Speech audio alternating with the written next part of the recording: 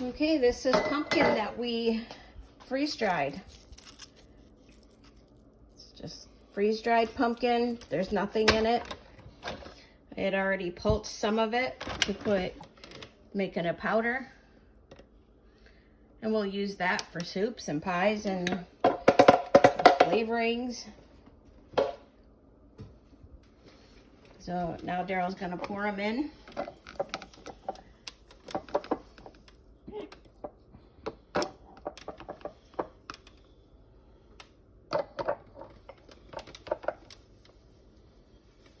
Yeah, we just put it on pulse and it just broke up into a powder.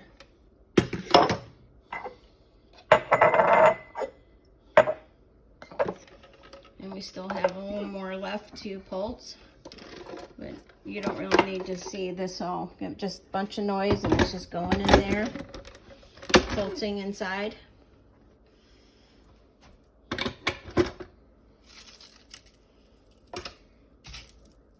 Yeah, they all freeze dry in big chunks. Watch the blades. Yep, all that'll fit in there, and then he'll just, I mean, it only takes like 2 or 3 minutes.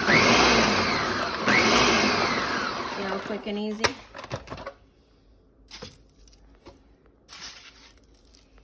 But yeah, these were sugar pumpkins.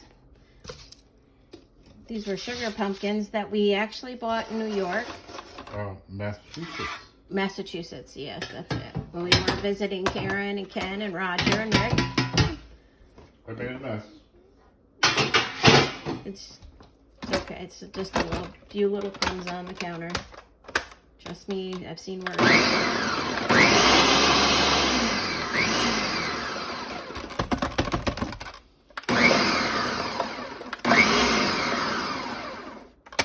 Yep, just needs a few pulses and that's it. And then pour back into the jars.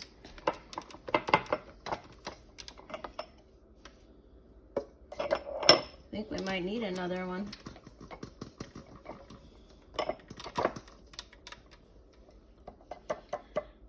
Go grab a half pint. Okay, yeah. And in the meantime, I'll explain what we're doing here. Mushrooms behind you. Those are OAs. Those will go in there. OAs are oxygen absorbers. And these here are mushrooms. We grew these. We grew these, which are the shiitakes. And the others were portobello mushrooms that I bought at the store. I got them on sale. And we cut them up. We had them frozen. It's always good to freeze your food before you go put things into the freeze dryer. It will freeze it for you, but it's always better to... They seem to work better, quicker. Yeah, it takes down a lot of time if you freeze everything first. And we do. The only thing we don't freeze is candy when we do candy. I've read that some people will actually put some of their candies in the oven to warm them up for a little bit before they do their freeze drying. So, but look how pretty orange that is. And it's just granules, small. And you know, you have it for like... You can chuck the... pies. The vacuum sealer, right? So now he's going to take the, coming over here. This is our vacuum sealer. You can vacuum seal them in the freeze dryer if you want. Yeah, you can do that, but we have this, so we use it, and it works very well. So far, we haven't had much problems with the vacuum sealer unsealing anything. So, you know, you always get that oddball one that may not seal correctly, but you just either reseal it or use it quickly. And, that didn't seal? That did? okay, so we got one that's sealed. See? And then sometimes they don't. I just put the rings on to hold the lids in place. Yep, and then we'll take the rings off. I'm a little dizzy here. We'll take the rings off so that we can use them again for something else, because you don't need to store it. And this is the mushrooms, and these will last for a really long time.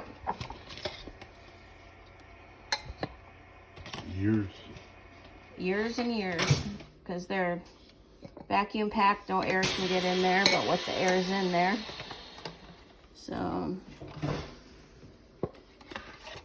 now the other one is done.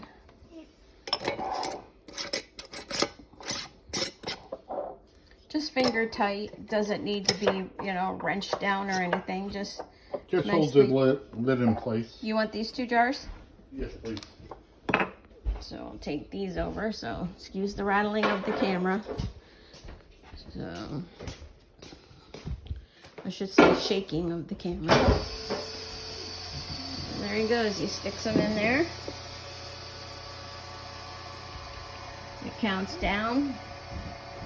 And we also can do this, use the freezer bags. We get freezer bags for when we buy things that are like,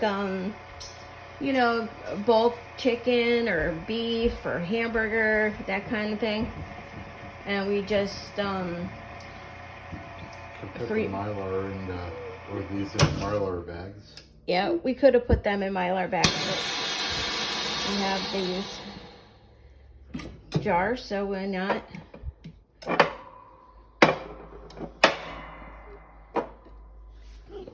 Okay.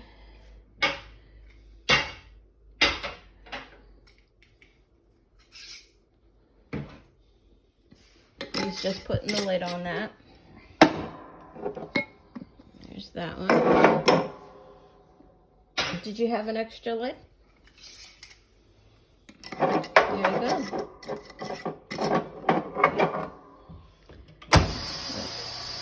Yep, it counts down, takes like maybe a minute, I think. I have it set for 30 seconds. 30 seconds. So, yeah, 30 seconds. And it sucks all the air out, vacuums it, seals it, and there you go. It preserves it. It's a great way of preserving a lot of different foods. And we have used this for a few years now. We bought this when we lived in Anchorage. Just hold it down so that it doesn't go swinging up. 5 years old. Yep. And they're all nice and sealed. So there you go. That's it. That was the second jar of mushrooms. All sealed. That was the second one that didn't seal the first time. And here we go. Now we just put them in for storage and use them as we need them. Say we wanted to make a pumpkin pie, and we just use whatever you would make for your pumpkin pie.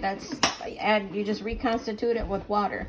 Or if you're adding milk to your pie of sorts, like evaporated milk or something, you don't really need to put any liquid to add it to make it so that it's usable in pies and stuff, because the liquid will be absorbed into the pumpkin pie mix. Well, the pumpkin pie. But yeah, there you go, folks. That's pumpkin pie. Well, that's pumpkin for pumpkin pies. And some mushrooms, different mushrooms. And we've had mushrooms before. We haven't tried these ones yet, but we have tried the bigger ones and stuff. I wanted to make a cream of mushroom soup, and that may happen. Now, if you can see over here, these here are candies. These are called airheads, and normally they puff up a little bit more, but inside is like, it's not like a chewy candy. It is almost, it's almost like dried inside, almost like a honeycomb type thing. And I wanted to show you one other thing that we have done. These are freeze-dried Skittles. Yeah, these are Skittles. And I tell you, my family loves them. We can't keep enough of these around. But yeah, see how they're kind of popped open? But yeah, and it's so different because Skittles are normally chewy, where these just kind of, once you pop them in your mouth, they start melting. Everybody loves these. And we give these to our kids and grandkids as gifts or just to munch on. We went to see the Festival of Lights day before yesterday, and we took some with us so that each car had some to munch on while they were traveling through the lights. All right, well, thank you for watching. Like, subscribe, and hit that bell for notifications. Thank you very much, and I love you guys. Bye.